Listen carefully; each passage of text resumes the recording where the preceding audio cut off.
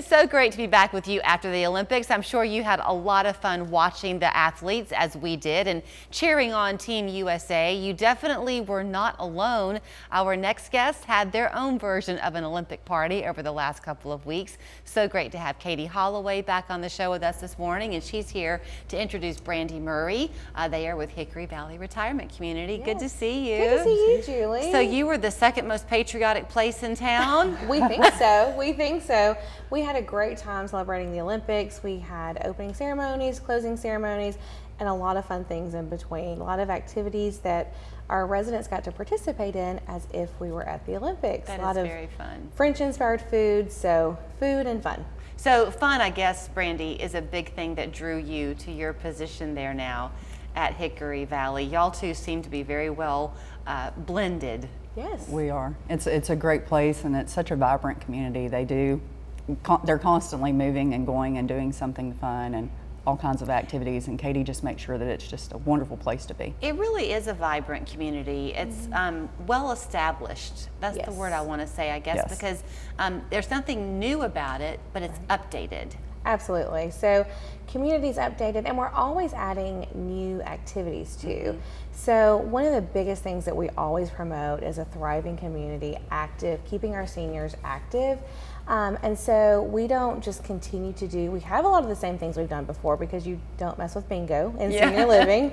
But just like celebrating the Olympics, you know, we're always looking for fun, new ways, and we always welcome resident input too. So if someone has something that they enjoy specifically doing, we absolutely will throw it on the calendar. So I guess let me take a step back, and Brandy, you can maybe jump in to help me here if you know where I'm going with it.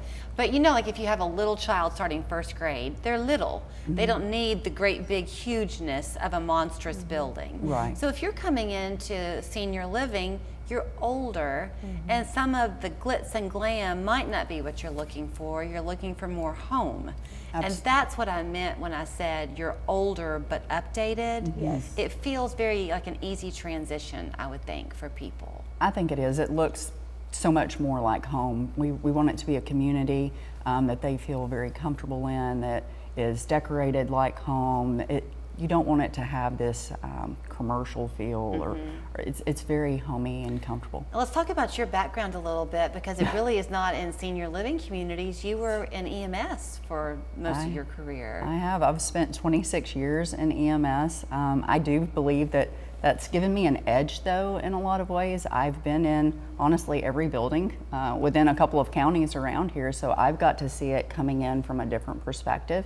I've got to really see the way things work in a great way, or the way things that have an opportunity for improvement. And Katie's building I've been in multiple times, just on a different side, and it's just such a wonderful community. I would imagine then, being in that EMS world, risk assessment is a big part of your personality. So people come to you and they're vibrant and 78 and doing great, but then there can be a hiccup.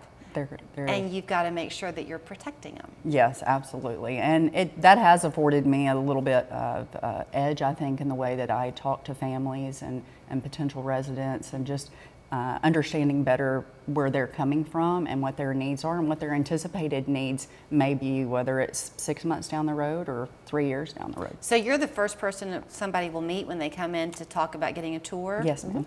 So you want to probably hear as much as you can from that family. Absolutely. I love to hear what they did for work, how they grew up, what they love to do now. Also, what are some of the experiences that the family members or those that are taking care of them, what's kind of the pain points there that they're experiencing, and just how we can make that such a smooth transition when they come to Hickory Valley, and just keep them happy and vibrant, and oftentimes doing better. You'll see them 2 weeks after they get to our community. The families are shocked because they're doing so much better. You're definitely in a great location, Katie, because you're so close to everything, so people can keep their doctors, because they're just a 15-minute drive probably, no matter where. Exactly. They are. Shopping is close by. You're nestled in a neighborhood.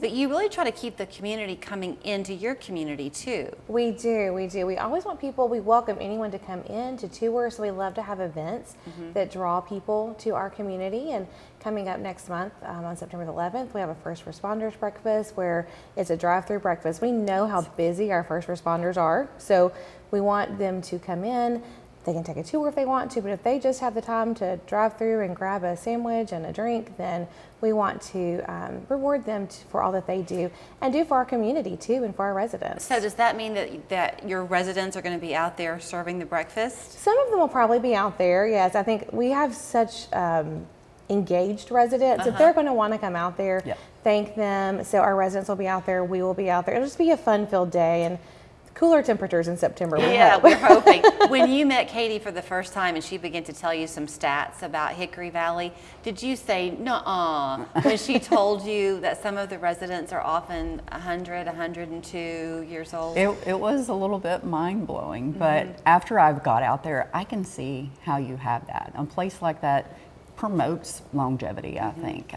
They're just so happy. They're genuinely happy and taken care of. And so it was a shock, but it's not surprising now. Remind me, you're independent living. So if though you come in and you begin to have some health issues, you can just have outside people come in. What types of things do you have on site? Sure. So we provide actually services. So we have 103 independent living apartments. We do have 15 assisted living apartments. Okay. So one of our kind of unique things about our community is in independent living, our team, our assisted living staff can add on services for and keep you in your independent living apartment if you just need a little bit of help.